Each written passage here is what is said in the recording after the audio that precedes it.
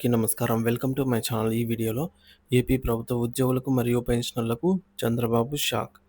పూర్తి వివరాలు వీడియోలో తెలుసుకుందాము. వీడియో అయితే ఎక్కడ గాని స్కిప్ చేయకుండా ఎండ్ వరకు చూసేయండి. అప్పుడు ఇన్ఫర్మేషన్ పూర్తిగా అర్థమవుతుంది. అలాగే వీడియో చూస్తున్న ప్రతి ఒక్కరు వీడియోకి లైక్ చేయండి ఫ్రెండ్స్. ఈ వీడియో నీతోటి ఉద్యోగ పెన్షన్ మిత్రులతో అయితే షేర్ చేయండి. కొత్తగా మన ఛానల్ చూస్తున్న వారు ఇంకెవరైనా సబ్స్క్రైబ్ చేసుకోకుంటే వెంటనే మన ఛానల్‌ని సబ్స్క్రైబ్ చేసుకోండి.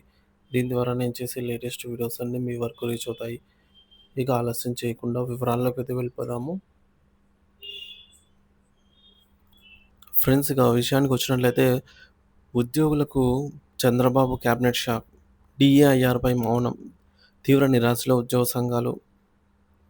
రాష్ట్ర ప్రభుత్వ ఉద్యోగులు, పెన్షనర్లు ఎంతగానో ఎదురుచూసిన చంద్రబాబు క్యాబినెట్ సమావేశానికి వారిని తీవ్ర నిరాశకు గురిచేసిందనమాట.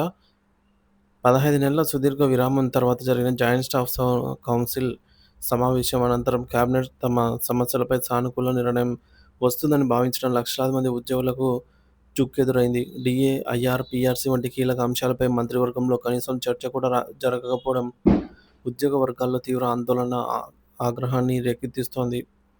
కేబినెట్ సమావేశానికి కేవలం ఒక్కరోజు ముందు ప్రభుత్వ ప్రధాన కార్యదర్శి అధ్యక్షతన ఉద్యోగ సంఘాలతో జాయింట్ స్టాఫ్ కౌన్సిల్ సమావేశం జరిగింది. ఈ సమావేశంలో ఉద్యోగుల సమస్యలన్నిటినీ ముఖ్యమంత్రి దృష్టికి తీసుకెళ్లి కేబినెట్‌లో చర్చిస్తామని పీఎస్ హామీ ఇచ్చారని ఉద్యోగ సంఘాలు తెలిపాయి. ఈ నేపథ్యంలో కనీసం ఒక్క డీఏ అయినా ప్రకటిస్తారని ఉద్యోగులంతా ఎంతో ఆశతో ఎదురుచూశారు. కానీ కేబినెట్ భేటీ తర్వాత ఉద్యోగులకు సంబంధించి ఒక్కటంటే ఒక్క సానుకూల నిర్ణయం కూడా వెలువడకపోవడం వారి ఆశలపై నీళ్లు చల్లినట్లయింది.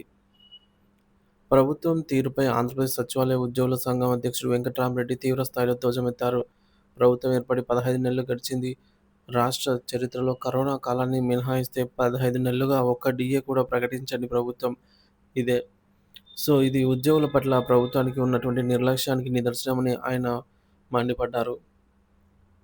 ఆయన ఇంకా మాట్లాడుతూ గత ప్రభుత్వం 5 ఏళ్లలో 12 డీఏలు ఇచ్చింది.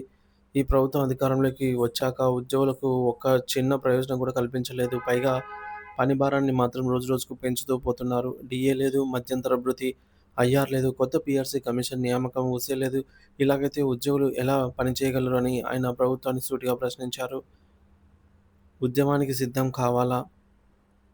ప్రభుత్వం ఇప్పటికైనా కళ్ళు తెరిచి ఉద్యోగుల సమస్యలను పరిష్కరించాలని వెంకట్రామరెడ్డి హితవు పలికారు. ప్రభుత్వం మమ్మల్ని చర్చలకు పిలిచింది, సమస్యలు విన్నది. కేబినెట్‌లో ఏదో ఒక మేలు చేయడానికి అనుకున్నాం కానీ ఫలితం శూన్యం. ఉద్యోగుల్లో అసహనం కట్టలు తెంచుకుంటోంది. మేం రోడ్లెక్కి ఉద్యమాలు చేయకముందే ప్రభుత్వం చొరవ చూపాలి. మా సహనాన్ని పరీక్షించవద్దు. ఇలాగే కొనసాగితే అతి త్వరలోనే ఉద్యోగులంతా రోడ్లపైకి వచ్చి పోరాడాల్సిన దుస్థితి ప్రభుత్వమే కల్పిస్తుందని ఆయన హెచ్చరించారు. మొత్తం మీద కేబినెట్ నిర్ణయం తర్వాత ఉద్యోగ సంఘాల్లో తీవ్ర అసంతృప్తి నెలకొంది. ప్రభుత్వం వెంటనే స్పందించి తమ న్యాయమైన డిమాండ్లను పరిష్కరించకపోతే భవిష్యత్ కార్యాచరణను ప్రకటించడానికి కూడా వెనకాడబోమని సంఘాల నాయకులు స్పష్టం చేస్తున్నారు. ఈ పరిణామాలు ప్రభుత్వం మరియు ఉద్యోగుల మధ్య సత్సంబంధాలను మరింత క్లిష్టతరం చేసేలాగైతే ఉన్నాయి. సో, ఉద్యోగుల ఆవేదన. దీనికి సంబంధించి ఉద్యోగ పెన్షనర్ల యొక్క స్పందన అయితే చూద్దాము. ప్రభుత్వం మౌనం, పెరుగుతున్న అసహనం. జగన్‌కు చంద్రబాబుకు తేడా ఏముంది? మా బ్రతుకులు మారవా? సోషల్ మీడియాలో ఉద్యోగుల ప్రశ్నల వర్షం. ఆంధ్రప్రదేశ్ ప్రభుత్వ ఉద్యోగుల సమస్యలపై ప్రభుత్వం అనుసరిస్తున్న మౌనం, కేబినెట్‌లో చర్చకు కూడా రాకపోవడంపై ఉద్యోగ వర్గాల్లో కూడా, సామాన్య ప్రజల్లోనూ తీవ్ర చర్చకు దారితీసింది. సోషల్ మీడియా వేదికగా ఉద్యోగులు తమ ఆవేదనను, నిరాశను వ్యక్తం చేస్తుంటే, మరోవైపు ప్రజలు ఉద్యోగుల జీతభత్యాలు, వారి డిమాండ్లపై భిన్న అభిప్రాయాలు వ్యక్తం చేస్తున్నారు. ఈ పరిణామం ప్రభుత్వం, ఉద్యోగుల మధ్య ఉన్న సంక్లిష్ట సంబంధాన్ని మరోసారి బహిర్గతం చేసింది. 2018లో ఇవ్వాల్సిన పీఆర్సీ 2022లో ఇచ్చారు. ఇప్పుడు 2023 పీఆర్సీ 2027లో ఇస్తామంటారా? ఇది పచ్చి మోసం. ఓట్లు వేసి గెలిపించినందుకు మాకు తగిన శాస్తి జరిగిందంటూ ఒక ఉద్యోగి ఆక్రోశం వెళ్లకక్కారు.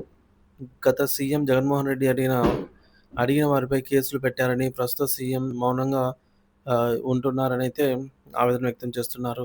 1వ తారీఖున టీ కొట్టులో, సెలూన్ కొట్టులో ఫోటోలకు ఫోజులిచ్చే ముఖ్యమంత్రికి మా సమస్యలు పట్టవా?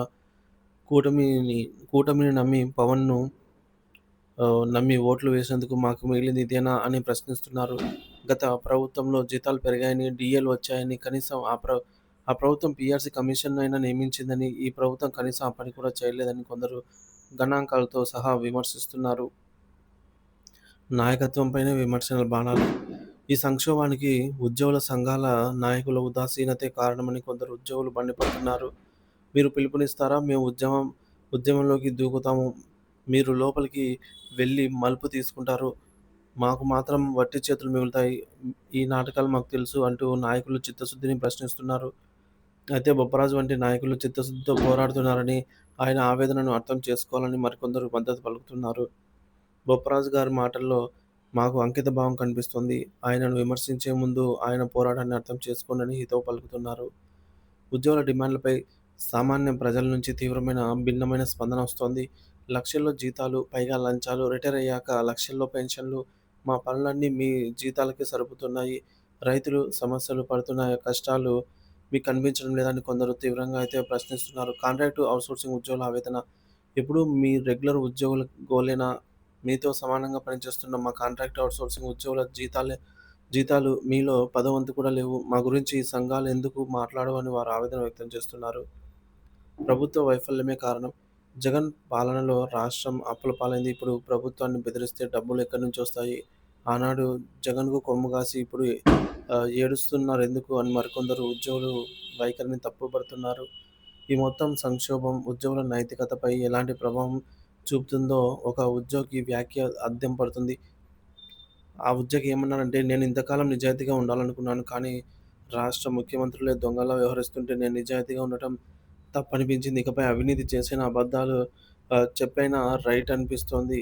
ఎవరి స్థాయిలో వారు ఎత్తేయండి" అంటూ వ్యవస్థపై తనకున్న నమ్మకాన్ని కోల్పోయినట్టు చెప్పడం ఆందోళన కలిగించే విషయం. సో, మొత్తం మీద ఈ పరిణామాలు కేవలం ఉద్యోగుల ఆర్థిక సమస్యలకే పరిమితం కాదని, ఇది ప్రభుత్వంపై నమ్మకం, ఉద్యోగ సంఘాల నాయకత్వం, ప్రజల దృక్పథం వంటి అనేక కోణాలను సృష్టిస్తోందని స్పష్టమవుతోంది. ప్రభుత్వం వెంటనే స్పందించి పారదర్శకమైన చర్చల ద్వారా ఉద్యోగులలో విశ్వాసాన్ని కలిగించకపోతే ఈ అసంతృప్తి మరింత పెరిగి రాష్ట్ర పరిపాలనపై తీవ్ర ప్రభావం చూపే ప్రమాదము ఉంది. సో, మొత్తానికైతే ఈ విధంగా సోషల్ మీడియాలో ఉద్యోగుల ప్రశ్నల వర్షం అయితే కురిపిస్తున్నారనమాట. సో, చంద్రబాబుకు, జగన్‌కు తేడా ఏముంది అని కూడా మరికొందరు ఘాటుగా వ్యాఖ్యానించారు. మరి ఉద్యోగులంటే ప్రభుత్వానికి ఇంత నిర్లక్ష్యమా? సచివాలయ ఉద్యోగుల సంఘ అధ్యక్షుడు వెంకట్రామరెడ్డి ఈ మేరకు ధ్వజమెత్తారు. ఉద్యోగులకు చంద్రబాబు క్యాబినెట్ షాక్ అయితే ఇచ్చింది. డీఏఐఆర్‌పై మౌనంతో ఉండడమే ఇది ఒక పెద్ద షాక్ అనమాట. తీవ్ర నిరాశలో ఉద్యోగ సంఘాలనైతే నెట్టినట్టు అయింది.